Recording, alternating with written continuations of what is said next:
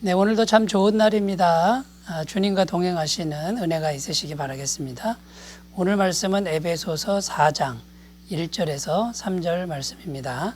그러므로 주 안에서 갇힌 내가 너희를 권하노니 너희가 부르심을 받은 일에 합당하게 행하여 모든 겸손과 온유로 하고 오래 참음으로 사랑 가운데서 서로 용납하고 평안에 매는 줄로 성령이 하나 되게 하신 것을 힘써 지키라. 아멘. 네, 오늘부터는 에베소서 4장 말씀으로 은혜를 나누겠습니다. 에베소서가 모두 6장으로 되어 있습니다. 6장인데 크게 두 부분으로 나눌 수 있습니다. 3장까지는 교리적인 부분이고 4장부터 6장까지는 실천 부분이라고 할 수 있습니다. 교리는 신앙의 이론이 되는 것이고요. 또 실천은 그 신앙을 어떻게 실행하며 살 것인가, 이런 주제가 되는 것이죠. 그러니까 이제 오늘 말씀이 에베소서 4장인데 어떻게 우리의 신앙을 구체적으로 실천하며 살 것인가, 이것이 주제가 되겠습니다. 오늘 말씀 1절에 보면 그러므로 주 안에서 갇힌 내가 너희를 권하노니 너희가 부르심을 받은 일에 합당하게 행하여, 여기 부르심을 받은 일에 합당하게 행하여 이렇게 되어 있는데, 구원받은 사람들이 어떻게 행함을 가져야 하는가, 이런 주제가 되는 것이죠. 자, 구원받은 사람은 삶의 모습이 달라져야 한다라는 것이죠. 세상 사람들하고 똑같이 행동하는 것은 결코 안 된다, 이런 내용이 되겠습니다. 그래서 에베소서를 통해서 바울이 꼭 하고 싶은 말이 있는데 그게 뭐냐면 하나됨을 지키라는 것입니다. 오늘 말씀 3절에 보면 평안에 매는 줄로 성령이 하나 되게 하신 것을 힘써 지키라. 자, 교회 안에 유대인과 이방인 이 두 계층이 있었죠. 상당한 장벽을 가지고 있는 그런 두 계층이 있었는데, 유대인과 이방인이라고 하는 엄청난 장벽이 있어도 이제 구원받은 사람들은 그 장벽을 극복하고 반드시 하나됨을 지켜야 한다. 이것을 지금 바울이 꼭 말하고 싶은 겁니다. 1장에서부터 3장까지 바울이 교리적인 부분을 말씀했죠. 우리가 어떻게 구원을 받았느냐. 오직 예수님께서 구원을 100% 다 이루어 놓으신 것을 유대인이나 이방인이나 똑같이 믿음으로만 그것을 받아들여서 구원을 받은 것이다 라는 것입니다. 은혜로만 구원을 받은 것이죠. 자, 그러니까 이제 은혜로 구원받은 이제 우리들이 똑같은 믿음으로 구원을 받았으니 이제 장벽을 가지고 서로 차별하거나 갈등해서는 안 되고 오직 그 예수님의 은혜로만 구원을 지켜나가야 된다. 지금 이것을 지금 바울은 꼭 말하고 싶은 겁니다. 그래서 이제 부르심에 받은 대로 합당하게 행하라, 이 말은 구원받은 사람들이 이제 교회 내에서 어떻게 행해야 하는가, 그런 주제인데 어떻게 하면 교회가 하나됨을 이룰 수 있는 것인가, 이것에 대해서 지금 말씀을 하고 있다라는 것입니다. 그래서 오늘 말씀, 본문 말씀을 통해서 교회의 하나됨을 지키기 위해서 어떻게 행해야 되는지 하나씩 살펴보도록 하겠습니다. 첫 번째는 겸손과 온유로 하고, 이렇게 기록하고 있습니다. 1절 말씀입니다. 모든 겸손과 온유로 하고 오래 참음으로 사랑 가운데서 서로 용납하고. 여기 1절 말씀에 보면 가장 먼저 나오는 게 겸손입니다. 겸손 다음에 나오는 게 온유죠.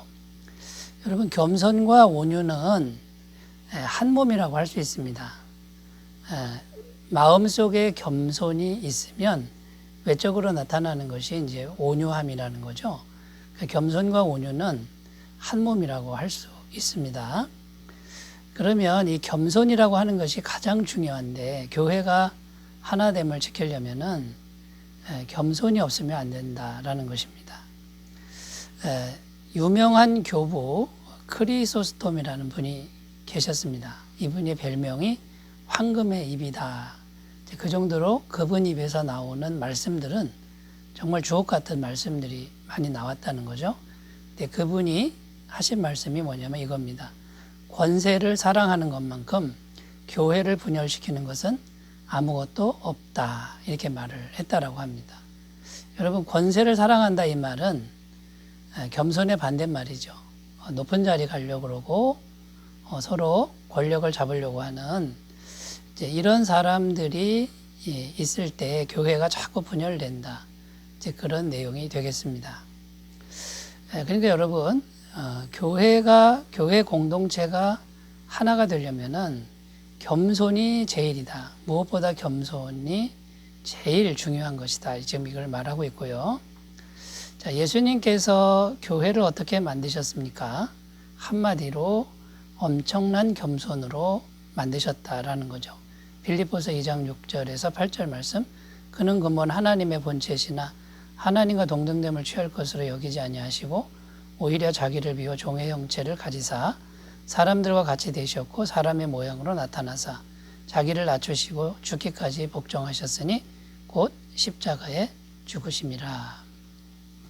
하늘 영광을 가지신 성자 하나님이 얼마나 낮아지셨습니까? 이 땅에 오셔서 사람처럼 되시고 십자가에 죽으시고 음부의 권세 앞에까지 내려가심으로 그렇게 겸손함으로 만들어 놓으신 것이 교회라는 거죠. 그러니까 여러분, 예수님께서도 지극한 겸손으로 그 교회를 만들어 놓으셨다라는 거고요. 예수님이 공생의 기간에도요, 예수님은 항상 겸손하셨다라는 것을 볼 수 있습니다. 요한복음 5장 30절입니다. 내가 아무것도 스스로 할 수 없노라. 듣는 대로 심판하노니 나는 나의 뜻대로 하려 하지 않고 나를 보내신 이의 뜻대로 하려 함으로 내 심판은 의로우니라.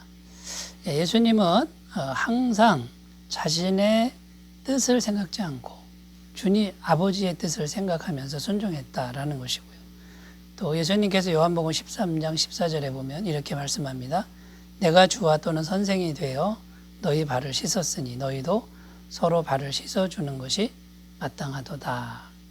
십자가에 달려 돌아가시기 전날 밤에 선생님이신 예수님이 제자들의 발을 씻겨주셨죠. 그러면서 제자들에게 이렇게 겸손하게 다른 사람을 섬기라고 말씀하셨다라는 겁니다. 제자들이 하나가 되길 원하는 거죠. 근데 제자들은요, 어떤 생각을 하고 있었습니까? 누가 더 높은 자인가? 이것을 가지고 다투고 있었다는 거죠. 주님께서 이제 이스라엘의 왕이 되면 높은 자리 서로 차지하려고 다투고 있었던 것이 그때 당시 제자들의 상황이었다라는 겁니다. 여러분, 교회 공동체가 하나됨으로 지킬 수 있는 첫 번째 우리의 실천적인 행함은 겸손과 온유라는 것 우리가 꼭 기억하시고 이 겸손을 열심히 추구하시는 귀한 삶이 되셨으면 좋겠습니다. 자, 두 번째입니다. 어떻게 교회를 하나 되게 하실 것인가?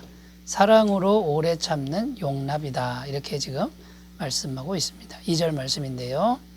모든 겸손과 온유로 하고 오래 참음으로 사랑 가운데서 서로 용납하고 이렇게 기록하고 있습니다. 여기 보면 오래 참음으로 사랑 가운데서 서로 용납하라. 이렇게 지금 말씀하고 있죠.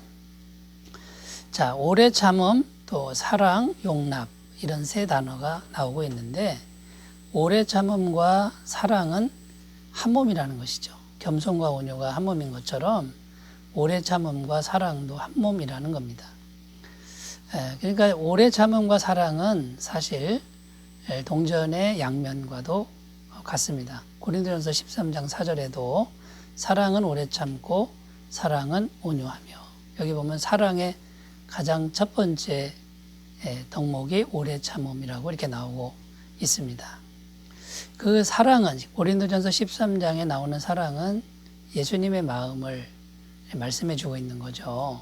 그 예수님의 마음이 사랑인데 그 사랑이신 예수님의 마음이 오래 참음으로 나타난다라는 것이죠.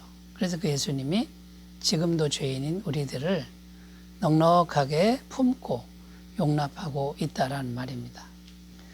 용납이라고 하는 이 단어는 다른 말로 용서라는 말로 표현할 수 있습니다. 그러니까 끝없이 용서하는 마음이 용납인 것이죠. 그러니까 끝없이 용서할 때 공동체가 하나 될 수 있다. 이런 의미가 되겠습니다. 성경은요, 다른 사람이 잘못할 때 몇 번이나 용서하라고 합니까? 3번도 아니고 7번도 아니고 7번씩 70번이라도 용서하라. 여기 77에 49, 490번만 용서하라. 이런 의미가 아니죠. 끝없이 용서하라. 왜냐하면 우리 주님께서 우리를 끝없이 용서하고 있기 때문에 우리도 끝없이 용서해야 된다. 이것을 성경은 가르치고 있는 것이죠. 그런데 여러분, 우리가 인간인지라 어떻게 끝없이 용서할 수 있겠습니까? 그러니까 우리 힘으로는 불가능하고요. 그러면 구체적으로 우리가 어떻게 해야 될까요? 끝없이 우리를 용서하시는 예수님의 사랑을 날마다 기억하고 그 사랑을 내 마음에 계속 받아들인다 그러면 우리도 다른 사람을 끝없이 용서해야 되는 충분한 이유가 마련이 될 줄로 믿습니다. 자, 여러분의 용서는 어떠합니까? 혹시 아직도 용서하지 못하는 누군가가 있습니까? 그 문제를 가지고 지금도 끝없이 용서하시는 우리 주님께 가져가시는 귀한 계기가 되시기 바라겠습니다. 자, 3번째입니다. 어떻게 하면 교회가 하나됨을 지킬 수 있을 것인가? 3번째, 평안으로 줄을 매라. 이렇게 말씀하고 있습니다. 3절입니다. 평안에 매는 줄로 성령이 하나 되게 하신 것을 힘써 지키라. 여기 보면 교회는 이미 성령께서 하나 되게 하셨다. 이렇게 말씀하고 있고요. 그런데 이제 우리 인간이 잘 지켜야 되는데 어떻게 하면 지킬 수 있느냐? 평안에 매는 줄로 지키라. 지금 이렇게 말씀하고 있습니다. 자, 그러면 평안에 매는 줄이 도대체 뭘까요? 첫 번째는 싸우지 말라. 이런 의미가 있습니다. 공동체 내에서요, 작은 싸움이 큰 싸움이 되는 법이죠. 작은 거 하나가 그것이 계속 쌓이고 쌓이다 보면 큰 싸움이 되고요. 특별히 우리가 말을 조심해야 되는데 말 한마디가 그 작은 것이 마음에 걸릴 때 이게 큰 싸움으로 번지게 되는 것을 우리가 경험하게 되는 것이죠. 그래서 첫 번째는 작은 싸움 하지 말라. 이제 이렇게 보시면 되고요. 두 번째는 서로 위로하고 관심과 기도와 돌보라. 이런 의미가 되겠죠. 힘들 때 서로 돌아보고 기도하고 또 관심을 가지면 평안이 생기겠지요. 세 번째는 평안의 복음을 항상 묵상하고 전해야 된다라는 것입니다. 이 평안의 복음이라는 게 뭡니까? 예수님께서 우리 죄를 항상 사해 주시고 우리와 함께 하시고 보호하시고 돌보신다라고 하는 이 평화의 복음을 우리가 항상 묵상하고 다른 사람에게 전함으로 그러면 능력이 되겠죠. 자, 이런 의미가 평안에 매는 줄이라고 할 수 있습니다. 자, 여러분, 우리가 교회 공동체를 지켜나갈 때 이 평안에 매는 줄로 잘 지켜나가시기를 바라겠습니다. 기도합니다.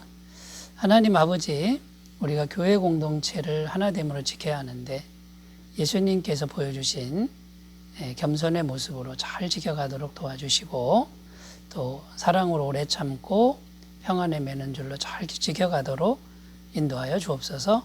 예수님의 이름으로 기도드립니다. 아멘. 오늘도 평안하시기 바라겠습니다. 감사합니다.